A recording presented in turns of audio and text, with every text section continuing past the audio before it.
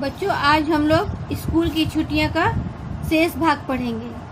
हम लोग भाग 1 में पढ़े थे कि परीक्षा का अंतिम दिन और उसके बाद स्कूल की छुट्टियां छात्रों को एक नए उत्साह और शरारतों से भर देती है। और देखे थे कि बच्चे कैसे अंतिम दिन परीक्षा हॉल से निकलकर आपस में शरारत करते हैं। और अब हम लोग उसके आगे पढ़ेंगे। इसके साथ ही सैकड़ों कंठों से निकले विजय घोष से आसमान गूंज उठा। फिर कुछ और दावतें फोड़ी गई तथा कुछ और कलमें तोड़ी गई। इस सारी तमाशे के बीच मनी जोर से बोला, कोई सिंगाराम की पगड़ी ले आए, मैं उसे रंग दूंगा। स्कूल का चपरासी सिंगाराम एकमात्र व्यक्ति था जो आजादी के इस उत्साह से प्रभावित नहीं था। जैसे ही उसके कानों में भनक पड़ी उसकी पगड़ी को रंगने की योजना बन रही है, वह डंडा लेकर भीड़ की तरफ दौड़ा और उद्यम मचाने वाले को तितर बितर कर दिया। यहाँ पर देखते हैं कि सभी बच्चे जो हैं एक साथ निकलते हैं और विजय घोष से आसमान, मतलब बच्चे जो हल्ला कर रहे हैं विजय घोष से और आसमान गूंज उठता है। और बच्चे शरारत कर रहे हैं, कलम तोड़ रहे हैं, कलम की स्याही की बोतलें तोड़ रहे हैं। और इस सब सारे तमाशे में मनी जो बच्चा था वो एक योजना बनाता है कि कोई सिंगाराम की पगड़ी ले आओ, तो उसकी पगड़ी को रंगने की योजना बनाती है। और सिंगाराम जो है स्कूल का एक चपरासी है और उसे मालूम हो जाता है कि बच्चे उसकी पगड़ी को रंगने की योजना बना रहे हैं, तो उन्होंने क्या करता है कि एक डंडे के सहारे सारे शरारती बच्चों को तितर बितर करता है। तो इस प्रकार बच्चों हम लोग स्कूल की छुट्टियां पाठ में देखते हैं कि बच्चे जो हैं स्कूल परीक्षा के अंतिम दिनों में बहुत सी उत्साह से एवं शरारत करते हैं। परीक्षा हॉल में ध्यान न देकर जैसा तैसा पेपर का आंसर को देना और उनकी खुशी का ठिकाना नहीं रहता है। और वो इतना खुश होते हैं कि वे क्या शरारत कर रहे हैं उन्हें भी कुछ मालूम नहीं पड़ता है।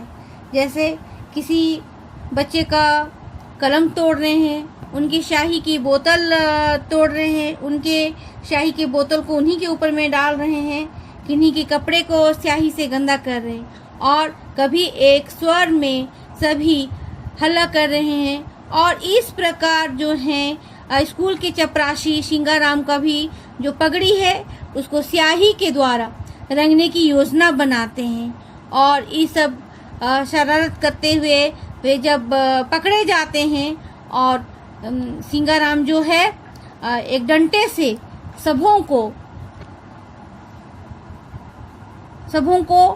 इधर उधर दौड़ा करके तितर बितर करता है। तितर बितर करता है मतलब बच्चों को अलग करता है। ये पाठ में बच्चों की शरारत को दिखलाया गया है। जैसे कि बच्चे में आप लोग भी स्कूलों में शरारत करते हैं। जीवन मूल्य को देखेंगे। ऐसी शरारत नहीं करनी चाहिए जिससे किसी को कष्ट हो। तो बच्चों, आपको कोई भी ऐसा काम नहीं करना चाहिए जो आपके खुशी से दूसरों को तकलीफ पहुंचे। हमें हमेशा दूसरों को दुख नहीं देना चाहिए। अब आप लोग अभ्यास देखेंगे। यहाँ पर कठिन शब्द है। इस कठिन शब्दों को आप लोग अपने हिंदी कॉपी में लिखेंगे और याद करेंगे। कुछ प्रश्न है उसको भी ध्यान से देखिए। प्रश्न है, स्वामीनाथन ने बरामदे में खड़े होकर क्या किया? स्वामीनाथन ने बरामदे में खड़े होकर उसने हॉल पर नजर डाली और थोड़ी बेचैनी महसूस की। हॉल से कैसी आवाजें आ रही थी? हॉल में लिखने की रगड़, कागजों की खड़खड़ाहट और गला साफ करने की आवाजें चुप्पी भरे हॉल में आ रही थी। आपके पाठ में देखिए, यहाँ पर दिया हुआ है।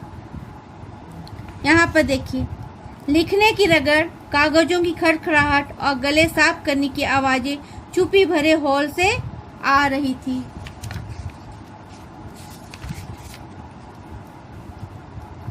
हॉल में दोनों अध्यापक क्या कर रहे थे? हॉल में दोनों अध्यापक जो हैं, एक अध्यापक कुर्सी पर ऊँघ रहे थे और दूसरे अबूझ होकर इधर उधर टहल रहे थे। ये पंक्ति भी आपके पाठ में दी गई है।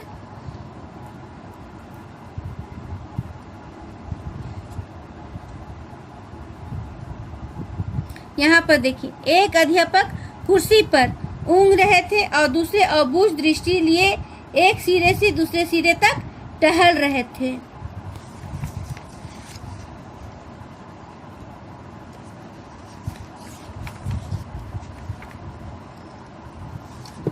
स्कूल के चपरासी का क्या नाम था? स्कूल के चपरासी का नाम सिंगाराम था। यहाँ पर देखिए, स्कूल के चपरासी का नाम सिंगाराम था। लघु उत्तरीय, कौन मशीन की तरह कलम चलाए जा रहा था? राजम मशीन की तरह कलम चलाए जा रहा था। कुर्सी पर कौन ऊँघ रहा था? एक अध्यापक कुर्सी पर ऊँघ रहे थे। किसे लगा कि इतनी जल्दी बाहर नहीं आना चाहिए था? स्वामीनाथन को लगा कि उसे इतनी जल्दी बाहर नहीं आना चाहिए था। शेर के पेट में कौन पहुंच गया? ब्राह्मण शेर के पेट पे पहुंच गया। दीर्घ प्रश्न उत्तरीय, राजम परीक्षा हॉल में क्या कर रहा था? राजम परीक्षा हॉल में उत्तर पुस्तिका पर मशीन की तरह कलम चलाए जा रहा था। छठे प्रश्न में कौन सी कहानी दी गई थी?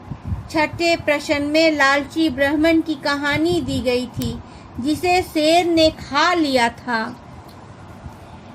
छात्रों को पेपर देते और बाहर जाते देखकर स्वामीनाथन ने क्या किया? छात्रों को पेपर देते और बाहर जाते देखकर स्वामीनाथन बहुत खुश हुआ। हेडमास्टर साहब ने मंच पर क्या भाषण दिया? हेडमास्टर साहब ने कहा कि, यहाँ पर मैं बतला रही हूँ, देखिए ध्यान से। हेडमास्टर ने कहा कि स्कूल जून की 19 तारीख तक बंद रहेगा और 20 जून को खुलेगा।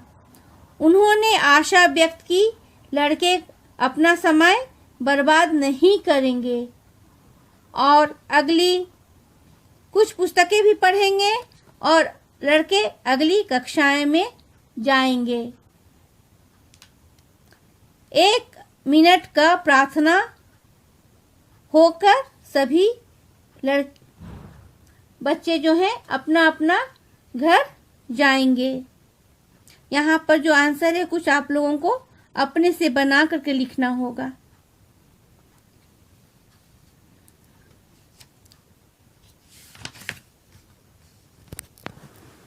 असुमेलित कीजिए। यहाँ पर देखिए, राजम मशीन की तरह कलम चलाए जा रहा था। मटर अपने उत्तर दोहराए जा रहा था। अध्यापक कुर्सी पर ऊँघ रहे थे।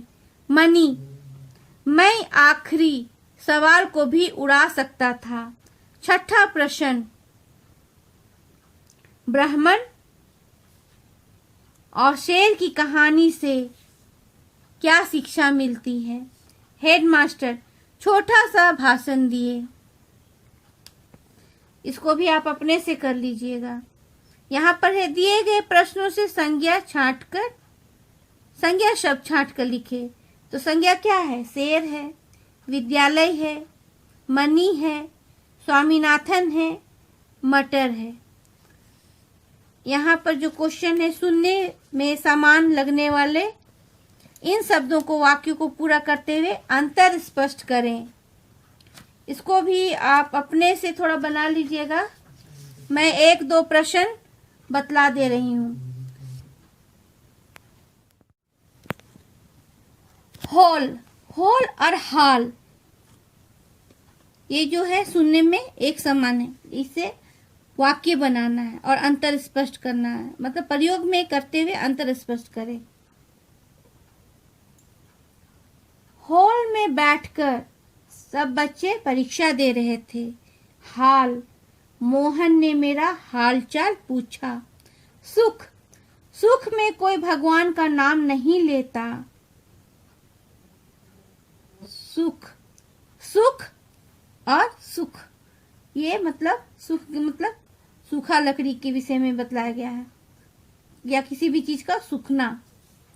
आम के पेड़ की लकड़ी सूख गई है। शेर और शेर ब्राह्मण को खा गया। शेर सवा शेर गेहूं की कहानी प्रेमचंद जी ने लिखी है।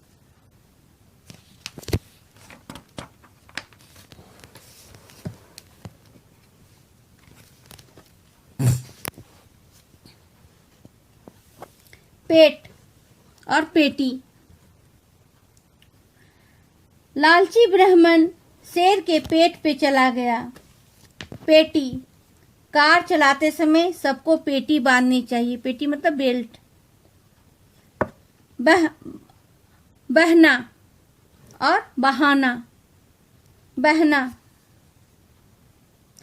दवा डालते ही मोहन का कान बहना बंद हो गया। बहाना, मेरा भाई कुछ ना कुछ बहाना बनाकर स्कूल नहीं जाता है, वर्तनी सुधार कीजिए।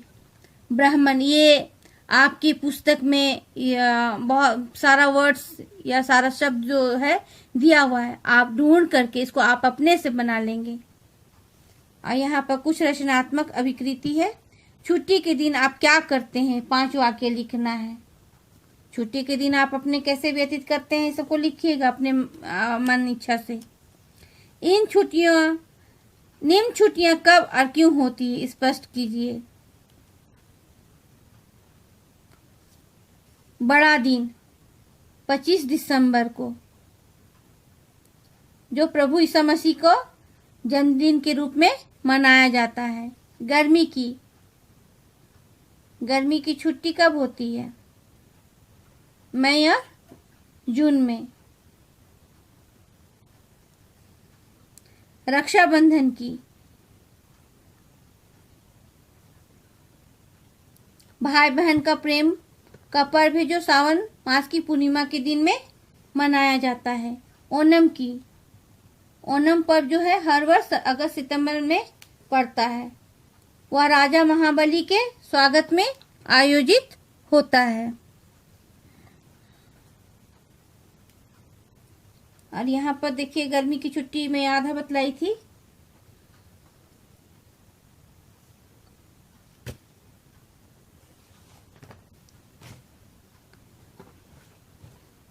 गर्मी की छुट्टी जो है मई जून में होता है। क्यों होता है? बहुत ज्यादा गर्मी पड़ता है, इसलिए छुट्टी स्कूलों से मिलती है।